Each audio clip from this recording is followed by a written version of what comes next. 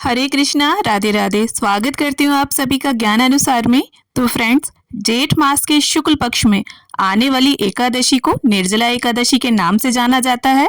यह एकादशी वर्ष की सभी एकादशियों में से सबसे कठिन और बड़ी एकादशियों में से एक मानी जाती है।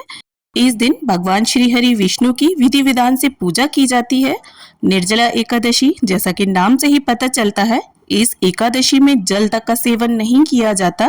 जैसे कि बाकी जो एकादशियां हैं उनमें आप फलाहार और जल पी सकते हैं, पर इसमें अन्न, जल, फल सभी चीजों का त्याग करके निर्जल रहकर ये व्रत किया जाता है। और इसीलिए वर्ष की सभी एकादशियों में ये श्रेष्ठ और कठिन एकादशी होती है, क्योंकि ज्येष्ठ मास में तपती गर्मी होती है और इस तरह की गर्मी में निर्जल रहकर ये व्रत करना किसी तपस्या से कम नहीं माना जाता। तो इसका जो फल है वो भी बहुत अधिक होता है। और ऐसा कहा जाता है कि पूरे वर्ष में जो एकादशियां आती हैं उनका आप व्रत ना भी रहें, और इस एक निर्जला एकादशी का व्रत अगर पूरे नियम के साथ आप रह लेते हैं तो वर्ष की सभी एकादशियों का फल आपको प्राप्त हो जाता है। तो निर्जला एकादशी के नियम जो है वो बहुत कठोर हैं, इसीलिए इसका फल भी बहुत अधिक है। तो अगर आप निर्जला एकादशी का व्रत निर्जल रहकर कर सकते हैं, कर पाते हैं पूरे नियम के साथ बिना जल पिए, तब तो अत्यंत श्रेष्ठ है। और अगर मान लीजिए आपका स्वास्थ्य ठीक नहीं है और आप निर्जल व्रत नहीं रह पाते हैं, तो भी फल और जल लेकर आपको ये व्रत कर लेना चाहिए। क्योंकि देखिए, अगर सभी एकादशियों का व्रत ना भी रहे तो निर्जला एकादशी का व्रत आपको जरूर करना चाहिए, निर्जल रहकर या फिर जल फल आदि लेकर, क्योंकि निर्जला एकादशी बड़ी एकादशी मानी जाती है। और इस दिन किए गए पूजा पाठ आदि का जो फल है वो आपको बहुत अधिक प्राप्त होता है। और इसके साथ ही निर्जला एकादशी पर किए गए दान का भी हमें बहुत अधिक फल मिलता है, बहुत अधिक श्रेयकर रहता है ये। और निर्जला एकादशी के दिन विशेष रूप से जलदान का बहुत अधिक महत्व होता है। जलदान महादान माना जाता है। तो आप किसी भी प्रकार से जल दान करें, जैसे घड़े का दान कर दें आप भरकर। और अगर बड़े पैमाने पर आप दान करना चाहते हैं तो प्याऊ लगवा सकते हैं, शरबत, लस्सी, शिकंजी, छाछ, इस तरह से आप वितरण करवा सकते हैं राहगीरों को। और देखिए, छोटे पैमाने पर भी आप दान कर सकते हैं, बड़े पैमाने पर भी।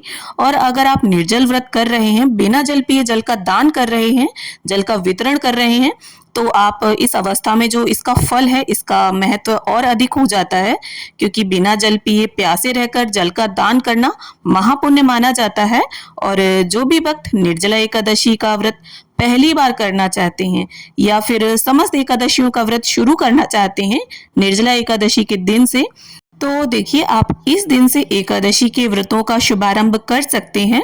अब देखिए, एकादशी का व्रत कब है, तो एकादशी की जो तिथि है वो 17 जून को सुबह 4:43 पर शुरू हो रही है और समाप्त होगी 18 जून को सुबह 6:24 पर।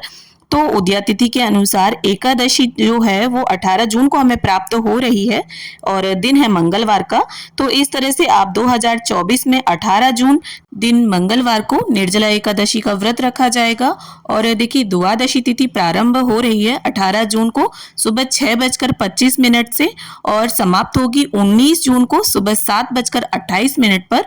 तो सुबह सूर्योदय से लेकर सुबह के 7:28 तक, यानी कि 19 जून को सुबह 5:24 से लेकर 7:28 तक आपको व्रत खोल लेना है, व्रत का पारण कर लेना है।